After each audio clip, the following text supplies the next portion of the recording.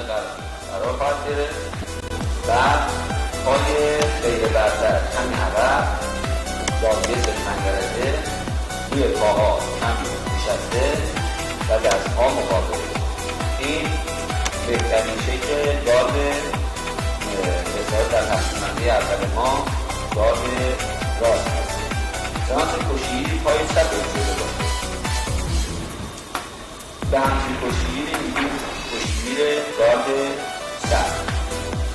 یک گارد دیگری هم داریم که پاها کمی از عرضش بیشتر باز میشه و کشیگیری روی پا کمی خمیده نشسته و دستها جلو.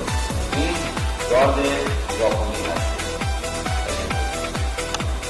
لازم به توضیح هستش که یک کشیگیر لازم هست در هنگام کشتی از انواع این گاردها استفاده کنه، اما یک گارد رو به عنوان گارد بهتر و شگرد خود به اصطلاح در نظر میگیره و فرون خودش رو در همون قالب انجام خواهد داد.